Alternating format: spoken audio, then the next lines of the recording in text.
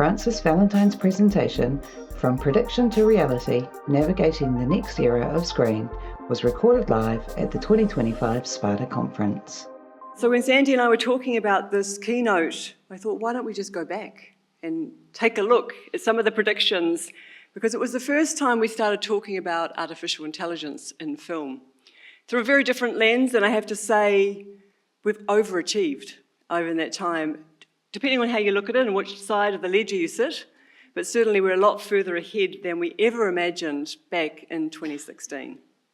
Some other things that have changed in that time is when I first came and spoke, I was wearing the hat of Tech Futures Lab, which I had founded back in 2016, which is now part of my larger organisation, academyEX. So we have two logos on screen, and this is just my way to kind of remind myself between which era am I in. And the other big difference today is 10 years on of knowledge and 10 years more of speaking with professional students who, many of you are in this room. I was thrilled to know that Te Aroha Grace, one of our current master's students, opened this morning, and just to really make me feel awkward, my fabulous life partner William McKeag is in the room as well, which we're not often in the room together. So this is like coming home in a little way. I've been involved with the film industry for my entire life, but I've done that through the lens of a technologist. So to get going, this is literally the screen that you saw if you were here all those years ago, and if you weren't, this is how it looked. It said the more overdue a disruption and the more sudden it is when it finally occurs, the more off guard the incumbents are caught. Now, that was then, and so I thought we'd just do an intermediary kind of moment in time between 2016 and today. And so I thought I'd go back to when AI first made me think, wow, we're entering the era that I imagined for many years, and that was 3 years ago. Now, 3 years ago, something happened, and many of you will know, because it was when ChatGPT was launched through OpenAI. But just before that, in November, all those years ago, in September, we started to see the first platforms of creative options being formed, and the first for me was with Midjourney. So I thought I'd go back and say, what was my first prompt? What did it look like, and what was the result back then? So to be fair, it was really terrible. My prompt was the 2050s diner with a dinosaur waitress and robot customers. Anyone who knows me well, I have two complete fascinations. One is robots and the other is dinosaurs. So I thought, why not? Let's do that. So 3 years ago, I went back to my history, and this is what I had. And just because you all want to see this. So I persevered. From this moment in time, in fact, I actually got this printed for a number of people and got posters made and sent it to them and saying, one day you'll look back at this poster and you'll laugh. We all do look back at these posters and laugh, but I thought it did evolve, and not long after this, I kept prompting. And it became more questionable, and I'm not even sure I can explain the two naked men on the beach. You must trust me that there was no nakedness requested in this prompt. It was... also the Mr. Potato Head child, I don't know how that happened. And then you can count, if you saw close enough, the number of extra limbs and people with tails and strange body parts in the hardware store. So we have gone in just 3 years an awfully long way. And so I thought this is just a kind of a point in time, because when we talk about exponential technologies, it's amazing or easy to imagine that we actually have a fairly sort of smooth approach to innovation. But actually this is not. It's the full hockey stick, it's coming at us fast. So I thought, if you're not a tinker and you're not playing along with a lot of these tools, I thought, let's just show some of these things. So going back from those early prompts to now a prompt, which I'll just play you. I've got an audio prompter, so when I do prompting, I use voice, only because I'm lazy and a terrible typist. So it looks a bit like this if I'm using the Google AI Studio. Okay, so we're here in the Google AI Studio in a new tool, which is called Banana, under the 2.5 flash image. So we will use this new tool, and I'm just going to throw an image in here and now change the prompt. So this is a water prompt. So on this image, replace the background so that we are in a beach park, and so there's a beach park there with Ferris wheels, and change out the small boy that we're carrying by the woman in the middle, and the boy should be replaced by a big soft toy teddy bear that she has just won in this, maybe this theme park. Swap that out.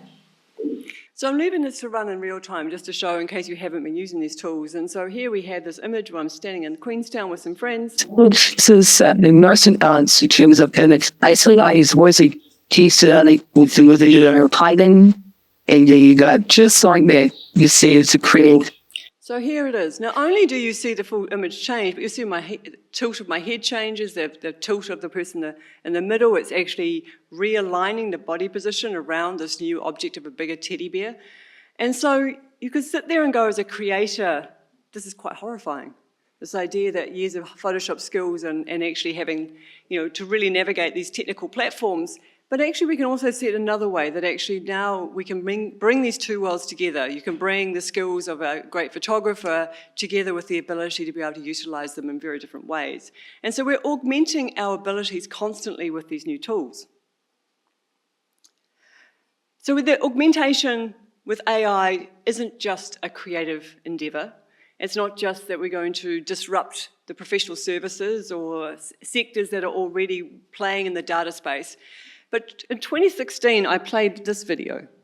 I'm Bryce, and I want to talk about the rules of driverless cars, a limited number of which will be made available to some lucky Californians to ride on roads all over the state in just 1 year from now.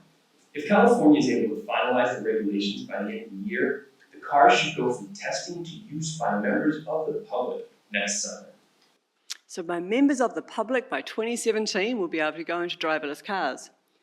Now we have entire car parks dedicated to driverless vehicles, and this is a Waymo one in San Francisco, and 7,000 autonomous cars on the road and 500,000 rides every single week. Now, we have to start understanding, again, this very steep exponential curve that happens, so that we imagine it's not going to happen, it feels like 2017, there's a few little cars driving around a city, then you get to 10 and 20 and people start talking about the novelty of going into a driverless car, and then suddenly you walk down the road in San Francisco and a Waymo is your first and second and third probably choice. One, because of the number of cars, but secondly, because people prefer them.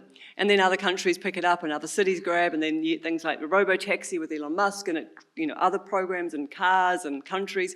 And then once you get to 500,000 on anything, of subscriptions at 500,000, that means the number of subscribers to these is exponential as well. We can start to imagine how easily this will scale into other markets. So once you have AI enabled, you start to see the lens through a very different way. So of course, we need to go back to film. So again, original screen from 2016 when I talked about machine learning, I wasn't talking about generative AI because generative AI was really not a sort of a subfield that anyone really had backed their hopes on. And actually, if we talked about creativity back then, we were still imagining that most creative outputs were still in that very precious little snowflake area which we were all going to hang on to, that they would not be disrupted because the creative sector wasn't about zeros and ones. It wasn't about data, but how wrong we were. So I talked about it initially about how fast exponential growth of communities were happening. And this is the graphic I used to showcase how fast it took to get to 100 million users. And it 75 years for the telephone because you had to get lines in and you had to have a whole bunch of things that people, like a telephone itself, to sit on the desk. And then getting down to this period where in 2 years, you could get to 100 million people with Instagram. Now, that was a record-breaking number at the time. And communities over 100 million were pretty small, even just that small period of time ago. Now we look at ChatGPT, and on the right-hand side, all these ones are over 1 billion in their communities. If you think about the world being 8 billion and just a little bit, then you have all these platforms now have grown to be over 1 billion. So of the 8 billion people on the planet, and ChatGPT comes in and actually grows to the point where it's getting there. It talks about 1 million subscribers in an hour. So we have grown these connections online, and eyeballs are increasingly targeting people's time through online streaming media, including social. So going back to where film was, and This was, in its time in 2016, the absolute pinnacle of AI. And so this film was talked about widely and talked about in festivals, but it was actually just written by an AI. It was no aspect of the creative output. There wasn't the filmmaking, the editing, the soundscape. So actors acted out verbatim the script. Now, we'll play a little bit because it will show again how clumsy at the time AI still was. In a future with mass unemployment, young people are forced to sell blood. You should see the boy shut up. Mom was the one who was going to be 100 years old. I saw him again, the way you were sent to me. That was a big, honest idea.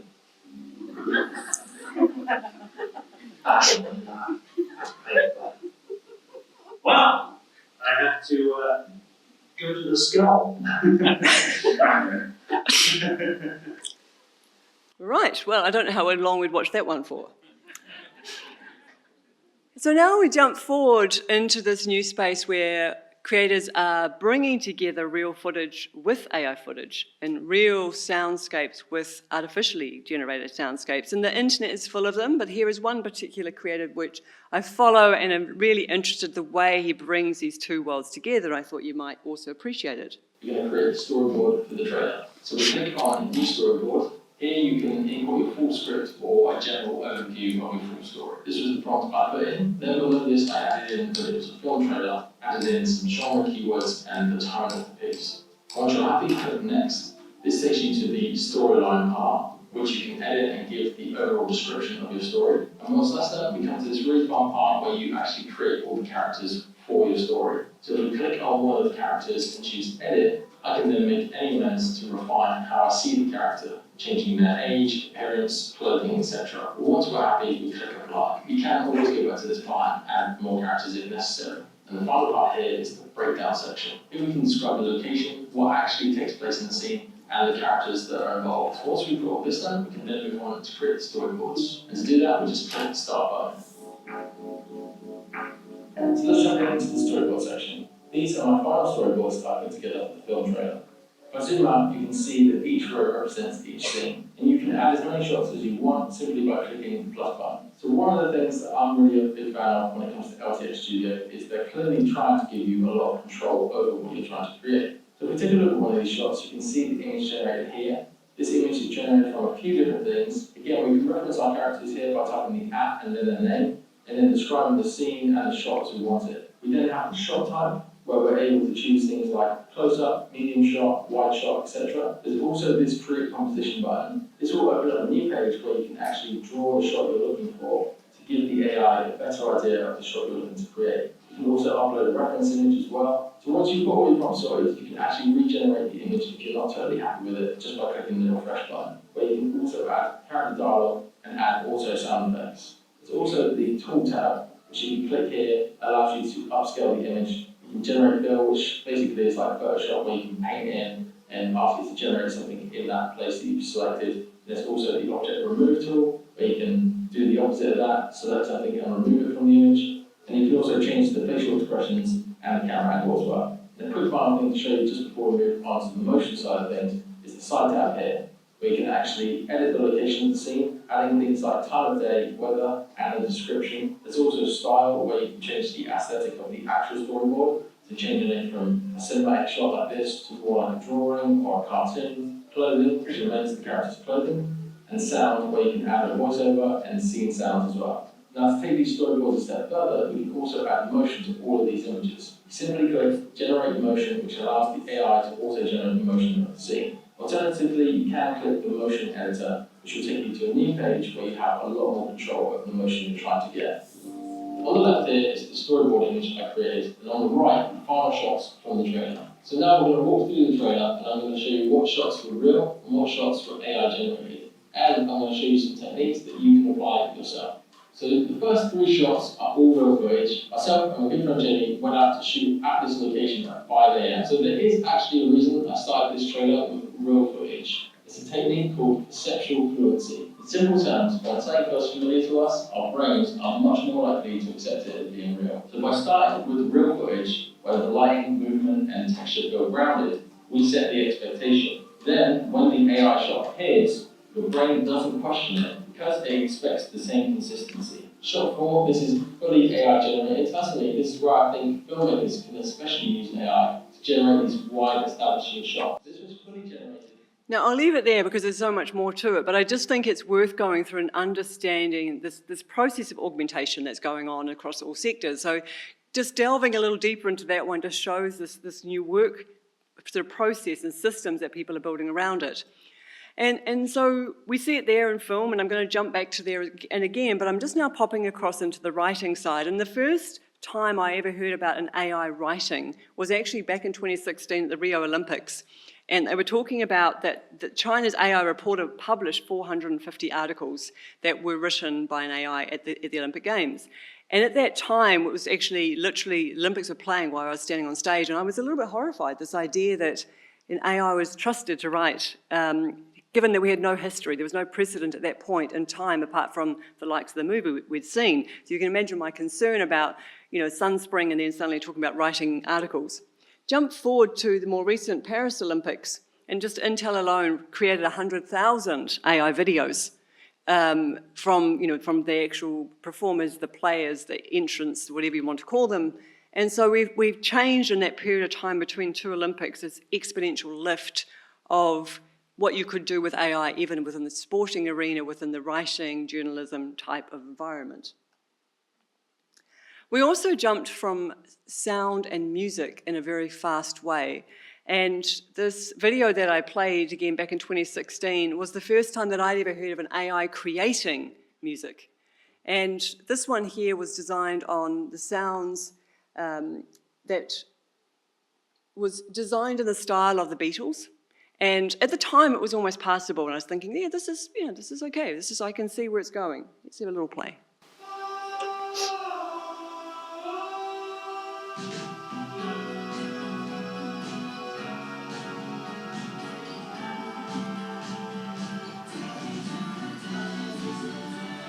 And then it gets a little bit off.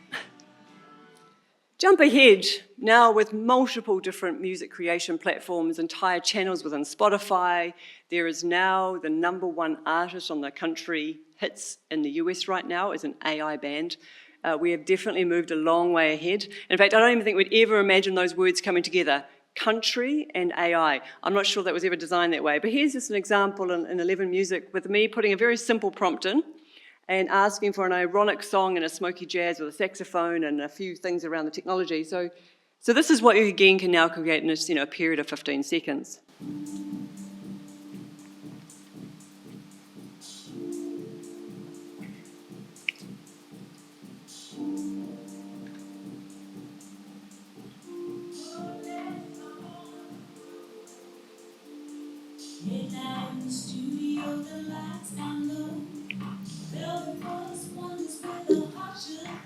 So you can see a pretty big advance in just those few years and what you can do now in any genre, in any language, and you can add in whatever you want to instrumentals, you can move and shape and edit as you wish.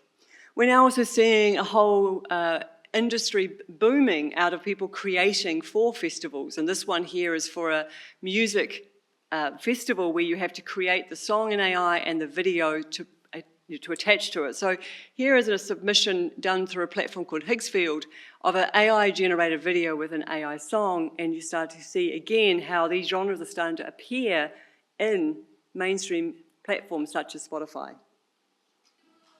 Can we just turn it up a bit?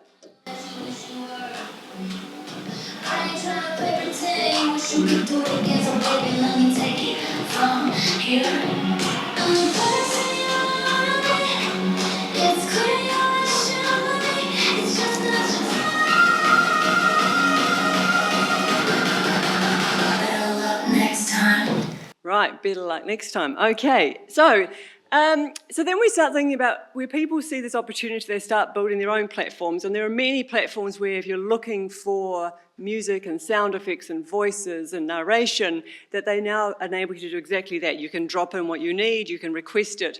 And here is just an example of just one of those where they have a huge range of music options that you can just kind of bring in, all created again by AI. And I'm just going to play a few examples of this as I was playing around with it for the first time.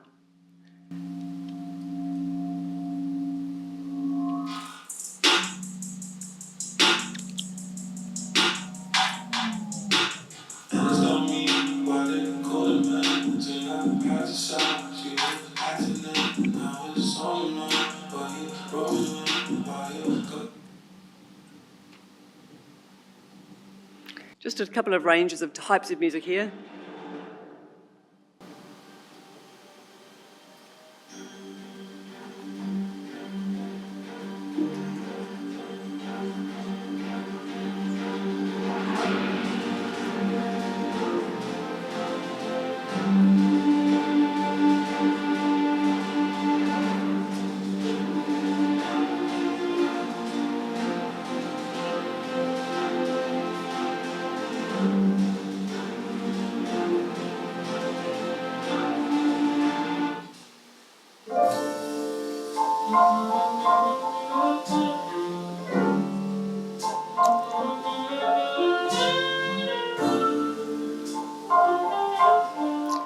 Now, the reason I want to show you all those different styles and how people are using it is because right now in New Zealand, our AI adoption is extremely low.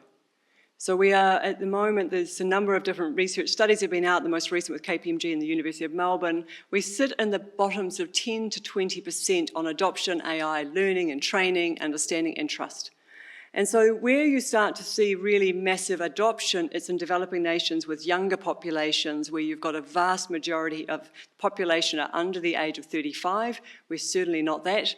And so we're starting to have this potential us and them, an inequality of what people are using to be able to create at faster, cheaper, not necessarily better, but a new type of content that is really starting to be built out by a generation who are really happy to adopt in ways that perhaps as craftspeople, as people have been around the block a little bit longer, we sort of stand back and saying, it's not for me. And so we do need to start thinking about our own biases around what this is and what it could be for us and how we could actually amplify content from Aotearoa to the world faster if we start thinking about some of those tools that maybe will help us enhance and do things quicker. So jumping back into where things were back then, you may remember this because this was around a lot, the Soul Machines, New Zealand company headed by Mark Sager, an absolute legendary guy in his own right, who really spearheaded a lot of the advances in this idea that humans could become digital. And so back then, he was starting to think about how you could have speaking AI avatars. It can express itself to you in a human-like way, which is emotional, it's cognitive. No. That's when you start getting to this. That's a great Kiwi accent. Right, so that was then. And so that took years and years of work to simulate, to build the data processes, to have the cognitive aspect of it so that the baby or the person had the brain and the knowledge. And now you can do that yourself. That's something you can do in a very short period of time with a large language model you build out with your content. So if you've got academic papers or YouTube videos or things that you've been on, maybe on screen for to capture your voice, then all you need is an image. That's it. And so here is my digital avatar. Chances are you've heard the word blockchain and instantly thought of Bitcoin bros, sketchy crypto schemes, or some startup trying to reinvent the wheel with Web 3. Right, so you can see again how far that advanced. Well, we were literally at the frontier of advancement 9 years ago with Soul Machines and where we were, and now we've brought it down, democratized access to those sort of data. We're able to upload our own content, our own data pools to large language models, and literally, not even a video, just an image, and there you go, and it will sync the two, and you can question, you can interact with your own avatar. And of course, you can do that with other people's avatars as well, depending on which platform you use. I wanted to show when you take away humans and put them out of the loop? And what if AI just creates content? And we're seeing that particularly on social media, and I'm sure most of you heard the term AI slop. And AI slop is definitely domineering the internet right now on social media. It's around 82% of all content on social media now is AI generated. So when we're thinking we're watching these influencers and people who are doing great things, none of this is real anymore. And what we need to understand is the good thing is for the first time, social media is on a decline. So the very nature of social media in its infancy was you could invite your friends and you could find out what they were doing. And when you went to your page in early Facebook, you knew what your friends' feeds were doing because you could see them and what was there. They took away that over years. TikTok came in and completely obliterated it. And now we have infinite scroll across all of these platforms, which means you never get to see your friends. You get to see what the algorithm serves up. And it serves up increasingly content that's got no particular interest to you, but it's AI generated. And so the savvy young generation is starting to go, this isn't social, and this is not what I'm here for. So you start to see the diversifying across to more of the fringe platforms, and you're starting to see them in Discord and Substacks and other areas away from these mainstream platforms. But if you look at the type of content that you now can find online and you can start to see any day of the week generated entirely by AI, it's worth knowing what is possible. Years ago, well, 2 years ago, this video came out of Will Smith eating spaghetti, and like we all thought this was crazy. Look at this. Still kind of mind-blowing if you really think about it, but like now, something insane just came out. Look at that. Like watch this, and then look at what came out this week.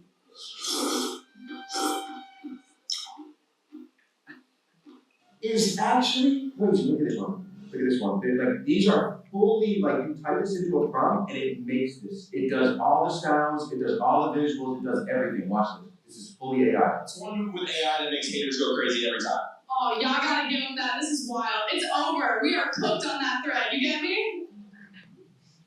There's still some, obviously some tonal things, so like there's a lack of humanity in it. But if you look at the jump that we made from 2023 to now, just think about what 2026 is. Like, I've saved a couple of these. No way. This is AI? Hi, and welcome to the channel. Look at this. This is wild. I'm AI generated by VO3.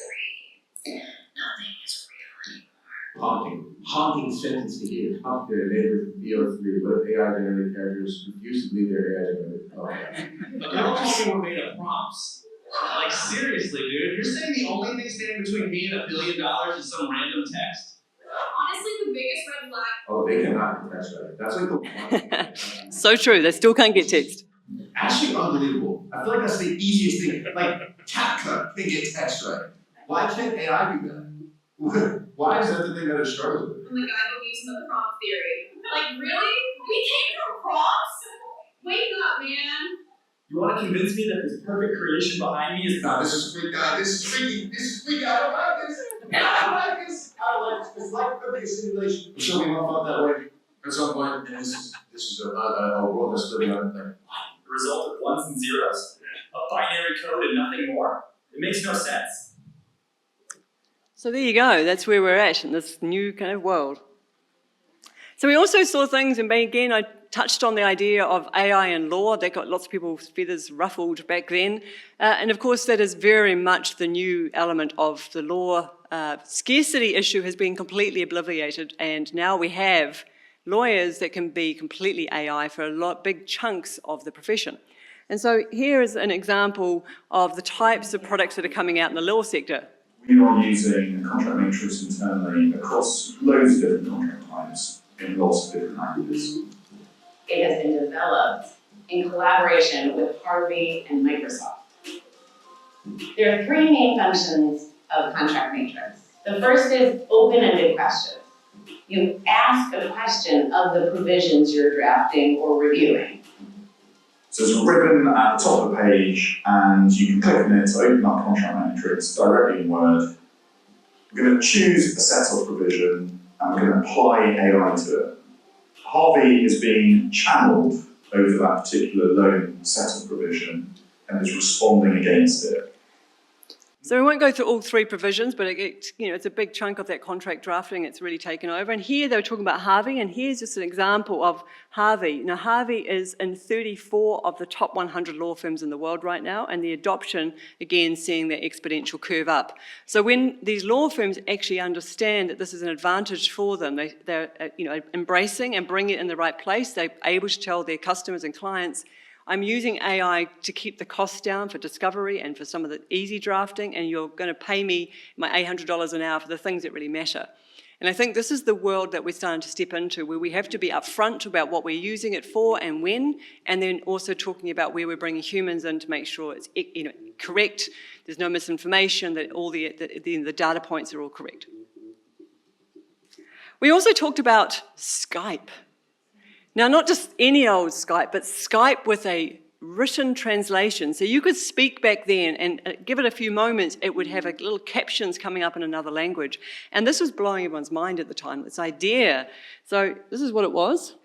Imagine being able to speak in German and have your message conveyed grammatically and semantically correct in English. That future is here. Doesn't this look so old-fashioned? It all starts just as with any other Skype call. You just call someone. But now the difference is the person you're calling doesn't have to speak your language. So again, jump forward. Now that AI can translate and it can do that, and now it's actually in almost every language in the world. I think the latest count is 3,000 languages. It was about 180 about 2 years ago. So it's going down now to these very small, almost dying languages in some of these very small pockets of the world.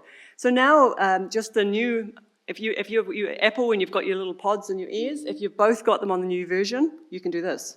I agree, yeah. Let's include the Eu concordo, sim. Vamos incluir as principais descobertas na apresentação de sexta-feira. Com certeza.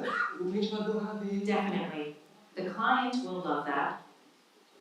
So if you don't have both of you receiving, you can obviously have it, it will go to your phone and you can read it, so if someone's saying it. So if you're speaking, they'll hear it and then they can type back to you. But this, this advancement again is like you start to see these extreme jumps ahead. The same way that you can do translations live in any language. I wish as much as I could to speak Hindi, I don't, but you'd never know. अपने व्यापार को अगले स्तर तक ले जाने के लिए नवाचारी तरीकों की तलाश में हैं। जनरेटिव एआई आपकी ऑपरेशन में मदद कर सकता है और आपको बदलते बाजार में प्रतिस्पर्धी एज दे सकता है। There you go. We also talked about in 2025, this was the screen I had back in 16, was this year our relationship with search engines will be like that of a human assistant who can understand complicated ideas but has read billions of pages. Hey, good to meet you, Charlie. How you going? I'm doing great, thanks. It's always awesome to hear from you. How's everything going on your end? Pretty good. Just wondering how the kids are. Is it school holidays? Yeah, they're about to start their school holidays next week, so they're pretty excited about that. How about over there? Are the kids on break yet? No, another few weeks away yet. So I don't have a brother called Charlie. I don't have little kids, and so this is my AI. And so when we talked about conversational AI back then, this is really what we were imagining, but not quite this far advanced. So what's amazing about that when I'm talking to Charlie, he starts talking about tents and the summertime or what the kids want for Christmas presents, is that's all improv. I'm not asking, I didn't set it up. That is literally just free kind of styling a conversation with an AI companion bot. So the companion bots now come in many different forms, but the latest estimate as of last month is there's somewhere between 1.6 and 1.8 billion people using them on a regular basis. Now, some of those are just friendship, some are advice, some are guidance, some are coaching, some are sexual. There's all sorts, every flavour, but actually, and some of them are visual. So there are ones like if you go into Grok and you start to see the kind of content and Annie, which is a highly sexualized visual anime-styled character, but most of it is just this conversation. So you might be sitting in your car having a long drive and your conversation might be about things you need to do. It might be just general knowledge quiz to keep your mind busy while you're driving. It might be asking it to freestyle a story about your family, whatever it might be. But this interaction now is becoming very mainstream very quickly. The first of the chatbots, we've only been out for a year. And so now almost every platform has one. And so ChatGPT is certainly the one that most people are using.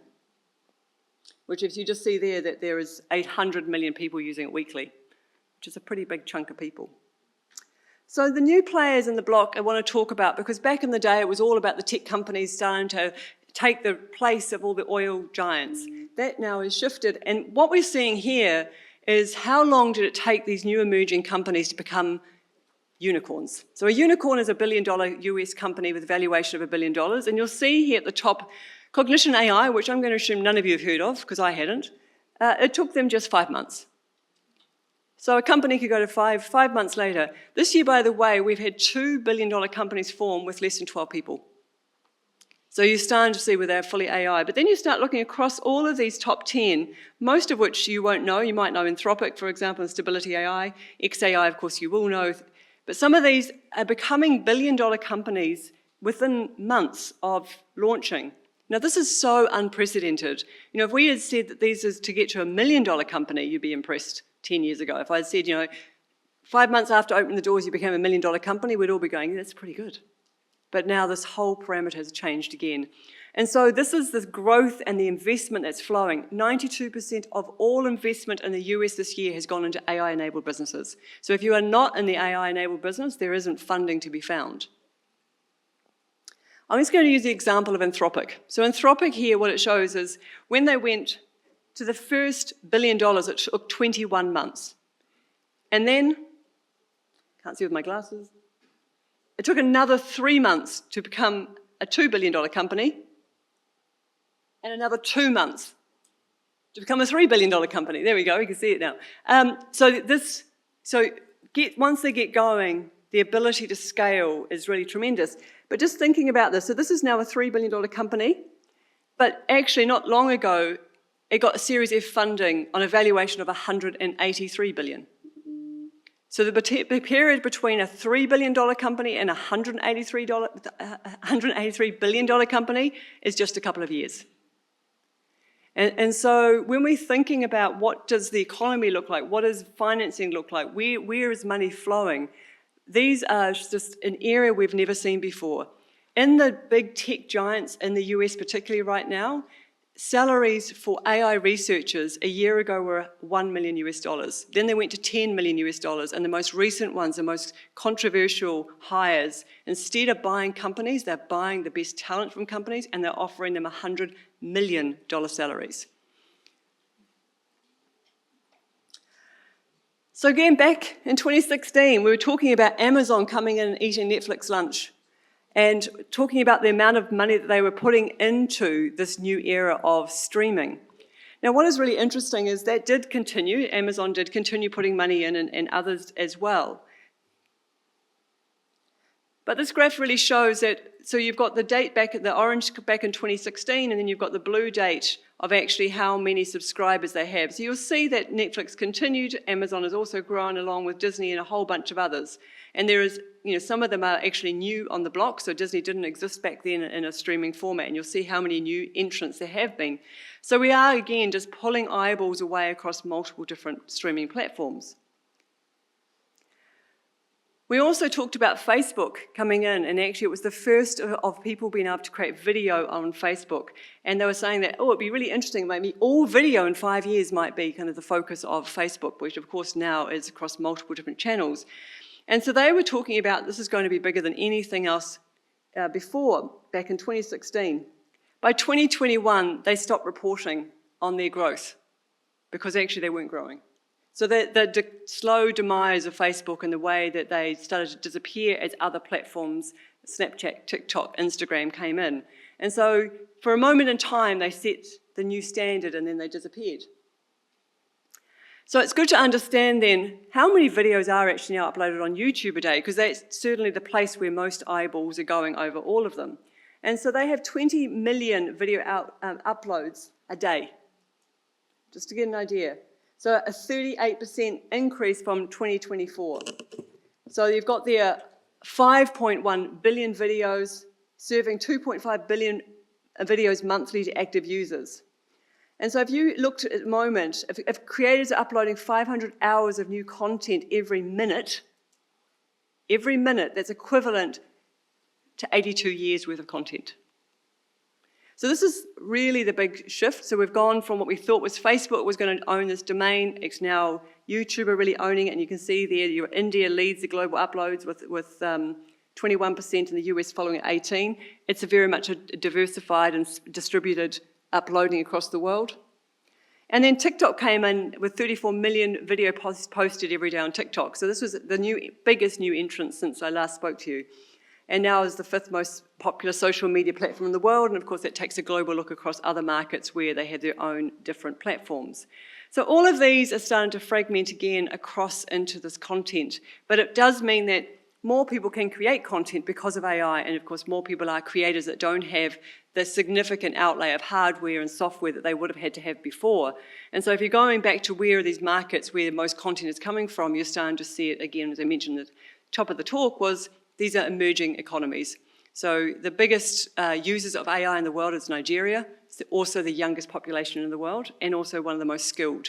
So they have one of the highest participations in higher education in the world.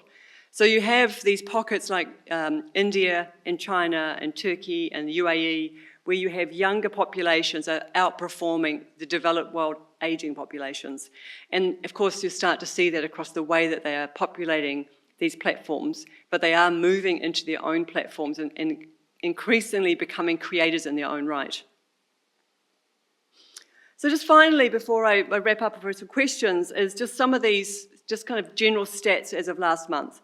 So AI companies worldwide nearly doubled since 2017. 25% only of all these AI companies are in the US. So we do take this very US-centric view of the world. And actually, right across the world, if you look across the top sort of 20 or 30 AI companies, very few are in the US. It's just that OpenAI has a very big dominant footprint. And so it is good to understand that wherever you go in the world, there's going to be other organizations and companies doing great things. We talked about the AI funding. It's reached $103 billion last year. It's increased significantly on that this year. Google search is really changing. And in fact, most of you will be aware that actually SEO is diminishing all the time. It's very, very hard to get AdWords and SEO on your websites and to get eyeballs onto anything because they introduced the AI option at the top of a search page on Google. And I'm sure you'll be aware that most of you use that now over scrolling through what is listed below. And that's really changed the model of Google. And so about 65% of all searches stop at that AI piece at the top now, and people don't go any further. So they sort of ate their own lunch, but I would say if I was a betting person that Google will become one of the dominant players in the next 10 years. So you have to ask me back and see if that came true. And then just the number of people using and looking for, Gen AI tool videos got 1.7 billion views just last year. So people are looking and learning, and this has become almost the default place of how to understand AI for a whole generation who are YouTube natives. And so they're learning on these platforms. They are becoming teachers. Many of them have their own AI avatars, so they're not even the real person. They start their videos, I would say, probably 5 and 10 videos I watch from these producers saying, hi, I'm Dave's AI avatar. This is my weekly update. This is what I'm doing. I'm going to show you through a process. And so this whole content has been sort of self-teaching a generation who are coming through with a completely different way of imagining the future of film. So I will end it there, but happy if there's time, I'll get some indication if I've got time for maybe a question or two. So I do appreciate there's a lot to take in and a lot of information and a lot of change over a certain small period of time. I guess the opportunity for us here in New Zealand is we don't have the data that some of these big companies and countries have. In fact, if we took all of our data in this country, including all government data, all private company data, we put all of it into one large language model, it wouldn't even be 10% of some of these models that we're using on a daily basis, like ChatGPT or Copilot. So we're not going to play there. We could play on trust. We naturally lean towards a country where we could look at how we use AI safely, and you think about data sovereignty, think about it, the wise use that we could have, but also how could we use it creatively to tell our stories better and actually amplify it, use the channels it has to send more content into the world, and making sure that we have people within all our organisations who can help steer us in the right way as we think about this new future. Because there's The flip side of that is we continue to do more of the same and our stories get drowned out and we see less of our content and actually we become invisible to the world, and the next era people will have no connection between film and content in Aotearoa New Zealand. So. All right.